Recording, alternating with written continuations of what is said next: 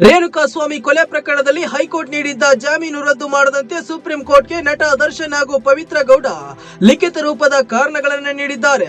ದರ್ಶನ್ ಸೇರಿ ಇತರ ಆರೋಪಿಗಳಿಗೆ ಹೈಕೋರ್ಟ್ ಡಿಸೆಂಬರ್ನಲ್ಲಿ ಜಾಮೀನು ನೀಡಿತ್ತು. ಇದನ್ನು ಪ್ರಶ್ನಿಸಿ ಬೆಂಗಳೂರು ಪೊಲೀಸರು ಸುಪ್ರೀಂ ಕೋರ್ಟ್ಗೆ ಮನವಿ ಸಲ್ಲಿಸಿದ್ರು. ಈ ಬಗ್ಗೆ ವಿಚಾರಣೆ ನಡೆಸಿದ್ದ ಸುಪ್ರೀಂ ಕೋರ್ಟ್ ಜಾಮೀನು ನೀಡಲು ಹೈಕೋರ್ಟ್ ನೀಡಿರುವ ಕಾರಣಗಳು ಸಮಂಜಸವಾಗಿಲ್ಲ, ಹೈಕೋರ್ಟ್ ತನ್ನ ವಿವೇಚನೆಗೆ ಸೂಕ್ತವಾಗಿ ಬಳಸಿಲ್ಲ ಎಂದು ಅಸಮಾಧಾನ ವ್ಯಕ್ತಪಡಿಸಿತ್ತು.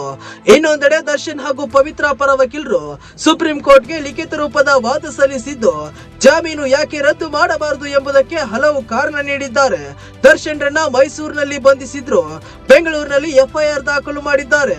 ಬಂಧನಕ್ಕೆ ಕಾರಣವನ್ನ ಸಂಜೆ 6:30ರವರೆಗೂ ಲಿಖಿತವಾಗಿ ನೀಡಿಲ್ಲ, ಇದು ಕಾನೂನು ಉಲ್ಲಂಘನೆ ಎಂದು ಮತ್ತು ಇನ್ನು ಕೆಲ ಕಾರಣ ನೀಡಿದ್ದಾರೆ ದರ್ಶನ್ ಪರ ವಕೀಲರು. ಇತ ಪವಿತ್ರ ಪರ ವಕೀಲರು ಮೃತ ರೇಣುಕಾಸ್ವಾಮಿಯಿಂದ ಪವಿತ್ರ ಗೌಡ ಲೈಂಗಿಕ ಕಿರುಕುಳಕ್ಕೊಳಗಾಗಿದ್ರು. ಪವಿತ್ರ ಗೌಡ ಮತ್ತು ಇತರ ಆರೋಪಿಗಳ ನಡುವೆ ಯಾವುದೇ ಮಾತುಕತೆ ನಡೆದಿಲ್ಲ ಮತ್ತು ಕುಟುಂಬ ಸೇರಿ ಇನ್ನು ಕೆಲ ಕಾರಣ ನೀಡಿದ್ದಾರೆ.